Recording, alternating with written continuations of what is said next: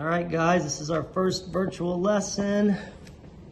Okay, before we get started on this, and we're going to try to go quickly, I want you guys to take a moment, pause the video, and I want you to turn the homework in that was originally due yesterday. If you did it last night, remember it was posted on Google Classroom, turn the homework in, and then we'll return to the lesson after that. Okay?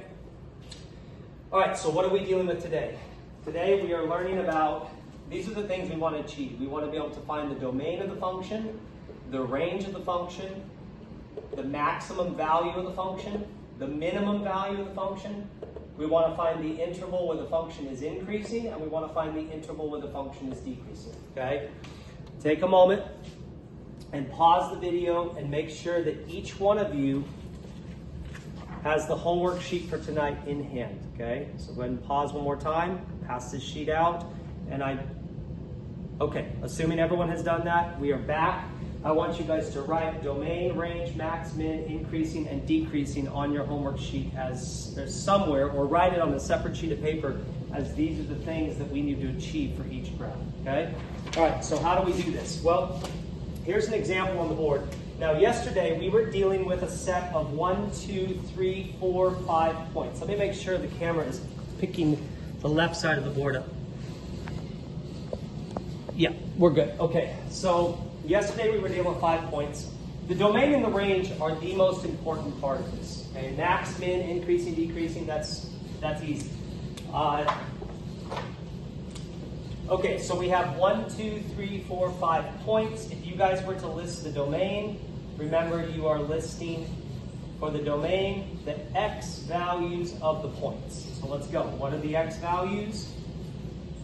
I'm running into this TV, but you guys can still see the x value is -4, the x value is -3, the x value is -2, -1, and 0. So you can easily list all 5 x values. And for your range, we list the y values of the points. The y values here, I'll do this in a different color. The y values are 0, 0.5, 1, 1.5, and 2. Okay, I want you guys to remember, even though I'm not in class today, you guys have a quiz on this tomorrow. The substitute teacher in the room, if any students act up during class, please hit the bell and send them out. This lesson is extremely important, and I want every one of you to respect the person in the room who's an authority, and make sure you guys pay attention. This, what I just said, is very easy to do, but over here, it requires, this is also easy once you see it, but it requires a little bit more concentration, because let me explain. When we have this situation, here's 2 points. When you connect these 2 points, you have now graphed infinitely many points. There are infinitely many points stacked infinitely close together when you draw a solid line. Like, this is beyond your comprehension. We call this the density, well, this is referred to as, in some contexts, the density of the real number system is a great way to, but this is the visual. This is the visual of an infinite set of points. Okay, I'm not going to go into further discussion of this other than to say, okay, here I've drawn a line. I just want you to take my word for it. I'll explain this more later, what this means, density of the real number system. But okay, so we've drawn this line, and we understand we can see 1, 2, 3, 4, 5 points. And so if I start writing the domain, I have a problem. I can write -4, I can write -3, I can write -2, I can write -1, I can write 0, but I am not done because I have another point right here. Okay, let's just say that x value is -1.5, so I would have to include that. I have another point right here. That x value is -2.5. I would have to include that. I have another point just right next to it at -2.6. I would have to include that. I have another x value right between them at -2.55. And on I go. I have an x value. I have an x value right between those at -2.551263. That's an x value. I have another x value, negative 2.551263333339. Right there. I have another x value, negative 2.551263333337. Let's just change this to a 2 and I have another x value. Change this to an 8, I have another x value. There's literally infinitely many numbers just next to 2.55. You can't count this, okay? So what ends up happening is you have all of these numbers that you cannot possibly write. So if we want to represent all of the numbers in this domain, we have to have a different notation because it's impossible for us to write all of these numbers. So this is how we do it. Over here on the left, when we have independent points like this that I can count, this is called discrete. I can count the number of points. Over here, when you have a solid region that represents infinitely many points that you cannot count, this is called continuous. Okay? And continuous regions have to be represented in a format that we conceptually understand, but we can't actually physically write. So how do we do this? It's actually quite simple. Watch. Don't be scared of this, because once you see it, this is really easy to do. Watch how I'm going to do this. So if you notice over here on the left, my x value was 0. Where is that located? Like, where is that with respect to the x-axis? That's right here. My x value is negative 1, whereas that with respect to this right here. Negative 2 is right here. Negative 3 is right here. And negative 4 is right here. So I can 1, 2, 3, 4, 5 different x values. So each one of these points has an associated portion of the x-axis that represents the x values. So what I can say is, hey, my x values, this being our x-axis, my x values of all of these points start at negative 4, and the x values continue until we get to what? Until we get to 0. So my domain is literally this region of all possible numbers from negative 4 to 0. So the way we write this is we say, okay, the domain starts at negative 4, includes all numbers until I get to 0. I just put a comma. Now, we have to check the endpoints. If negative 4 is included, meaning a solid point, we're going to put a bracket. Notice we also have a solid point here. That means that 0 is included. We're going to put a bracket. Now, on the next example, you'll see what happens when it's not included. Okay? When we have an open circle, which means there's nothing actually there, we're going to use a parenthesis. All right? Okay, so my domain goes from negative 4 to 0. Same thing for your range. If I try to write out my range numbers are 0, my y values are 0, 0.5, 1, 1.5, 2, and anything in between 1.5 and 2 is 1.75. Next to 1.75 is 1.74489. And on and on and on this goes. I cannot list all of these numbers like we just said. So we have to list this as an infinite set or a continuous set. And if we look, we can associate over here on the left, each one of these points has an associated y value on the y-axis. 2 is here, 1.5 is here, 1 is here, 0.5 is here, and 0 is here. So 1, 2, 3, 4, 5 y values. But over here, we have points everywhere, so the range is going to start, if you see where this is headed, the range is going to start at 0, and it's going to go up to 2, meaning that all of these points have associated y values on the y-axis. So my range, and this is opposite of how you read. Let me make sure the camera's still recording. Yeah, we're still recording. This is opposite of how you read. I talked to you guys about this the other day. We read from top to bottom on the page. But in math, we write things from negative to positive. We go from left to right. So the domain makes sense. We start at negative and we work our way to the positive. So for the range, you have to go from negative to positive. And what is that? That's the opposite of the way you read. So we have to start at the bottom and we have to go to the top. So we're going to start where? We're going to start at 0. And we're going to say the range goes from 0 up to what? Up to 2. Now, since we have points at 0 and at 2, we're going to include the 0 and include the 2 with brackets. Okay? Now, I want to mention the other things that you need to do. We'll go back to domain and range in a minute. The other things you need to do is you need to list a maximum point. The maximum point is the highest point. Do we have a highest point? Yes, we do. The highest point is 0, 2. This is easy. We want to list a minimum point. The minimum point is where? Down here. The lowest point is -4, 0. This is all easy stuff. And then lastly, we need to do increasing and we need to do decreasing. Now, this can confuse you, so I'm going to wait for a moment on these. We'll do those on the next example. Let's go ahead and continue to focus on domain, range, max, and min. So get the homework sheet that was passed out. And I'm going to do problem number 1. You guys are accountable for all 12 of these. Okay, I'm going to do number 1, number 2. Let's go as fast as we can. Probably students. Actually, let me do this. For tonight's homework, just do the front of the page, 1 through 6. I don't want to overload you guys on a bunch of work tonight. I'll do number 1.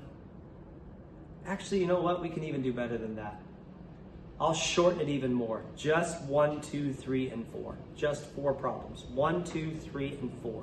That's all you have to do tonight. Okay? So 4 problems. I'm going to do number 1. Actually, no. I'm going to do number 3. And you guys do number 1, 2, and 4. So I will do number 3. You guys will do numbers 1, 2, and 4 at home. Okay? And I will post this assignment on Google Classroom. Okay, so let's do number 3. Number 3 says, I have a point over here.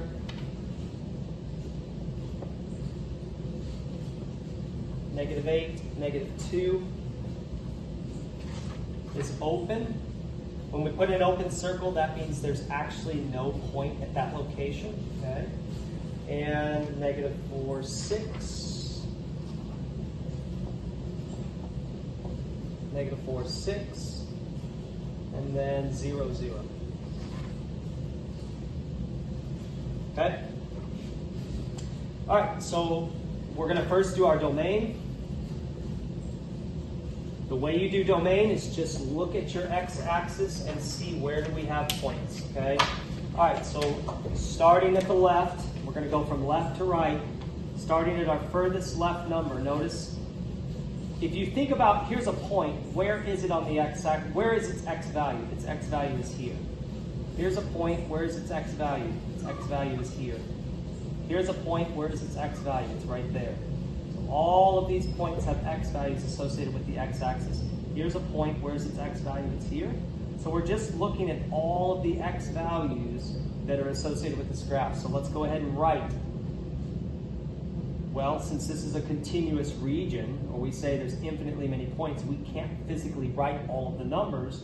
We're going to say, okay, where does it start and where does it end? Well, if we look to the left, it starts at what? -8.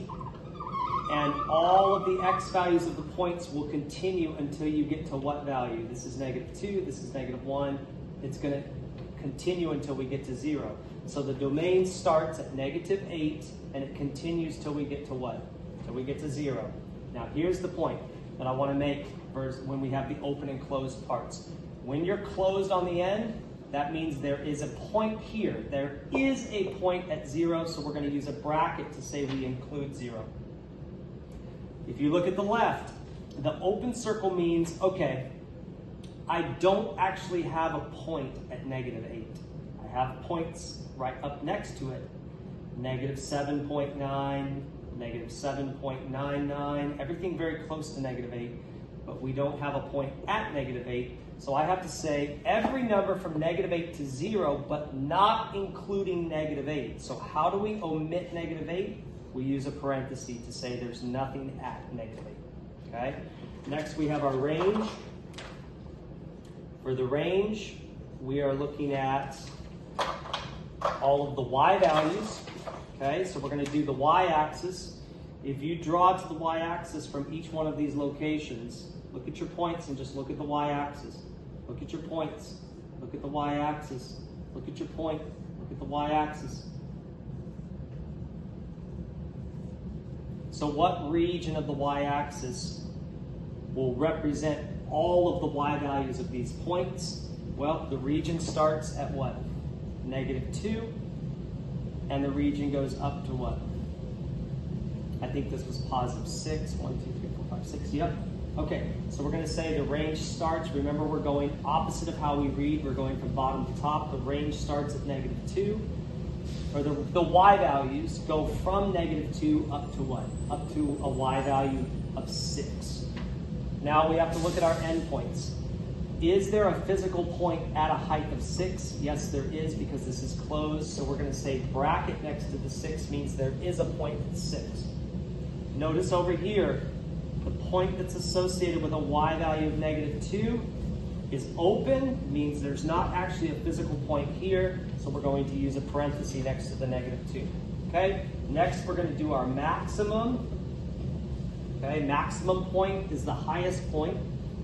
And this highest point, I believe, is at, I don't know if I drew this right, -4, 6. Okay, so the highest point, the maximum is -4, 6. The minimum point is the lowest point. What is our lowest point? It's not this one, it's this one. But if you look here, is there a point here? Nope. Is there a point, so is there a point at, here's a height of -2, right? And this is -8. So -8, -2 does not actually exist on the graph. But do I have a point at -7.9, -1.9? Yes, I do, right there. Do I have a point at -7.99, -1.99? Yes, I do. Do I have a point at -7.999, -1.999? Yes, I do. And on and on and on this goes. You will always, this is a weird idea, guys, but you will always have a lower point, but never a lowest. So therefore, there is no minimum. So when it's open on the end, no minimum exists. Lastly, let's talk about increasing. I want to introduce this idea, and decreasing. These are pretty easy, and I want you to understand increasing, decreasing. You are going to take the domain and you're going to split it into 2 parts. So the domain is used to find the increasing and decreasing intervals, and this is how you do it. I've got all this drawn. Let me redraw this. Okay? This was -8, and this was 0.